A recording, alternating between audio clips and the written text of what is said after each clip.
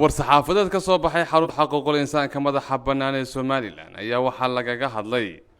xariga mas'uuliyiinta xisbiyada mucaaradka Somaliland iyo wariyaasha ku xidhan jeelka Mandera waxaana war-saxaafadeedkaasi lagu cambaareeyay xariga siihaynta ee wariyaasha siyaasiyiinta ee wali ku jira xabsiga Mandera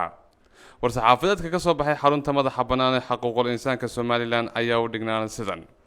xarunta xuquuqul insaanka madaxa bannaan ee Somaliland waxay cambaaraynaysaa xariga siihaynta wariyaasha siyaasiyiinta xabsiga Mandera ku xidhan waxa wali xidhan siyaasiyiin ka tirsan xisbiyada mucaaradka Somaliland ee cudiyo wadani iyo wariyaal madax bannaan kuwaas oo la xirxiray xilli ay xisbiyada mucaaradka isku soo bax ka wadeen magaalada Hargeysa markaas oo ahayd 9 bishan June waxa kale oo jira jirdil ay ka cabanayaan in loo geystay dadkaasi intii ay xidhnaayeen qaarkoodna xabsiga ayay ku dhex xanuunsadeen wax dhakhtarana lama geyn oo lama baarin xaaladooda caafimaad hal mar ayaana maxkamadda la hor keenay iyadoo maxkamadduna 7 cisho xabsi ku hayna u jartay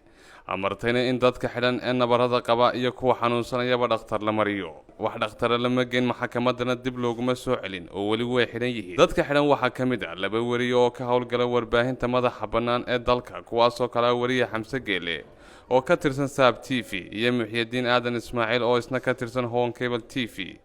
labada wariye ayaa la xiray iyagoo ku guda jira waajibaadkoodii shaqo wariye Xamse Geele waxa uu ku dhex xanuunsaday jeelka Mandera sidoo oo kale waxa iyana wali xidhan wariyaasha Maxamed Cabdi Sheekh Ilig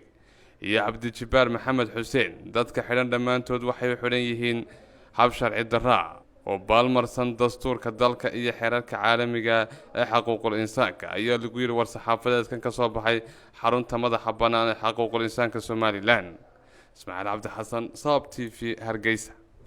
كفرحي إهلكاga asxaabtaada iyo qaraabadaada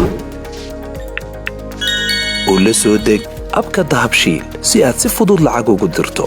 marka aad la soo degto application-ka dahabshiil ee aad lacag ka dirayso isticmaal koodka khidmad la'aanta ee Tree oo ku sahlaya in 3 jeer ugu horeeya ee aad lacag dirayso aan wax khidmad ah laga qaadin dahabshiil hawl fudaydiyahaaga maaliyadeed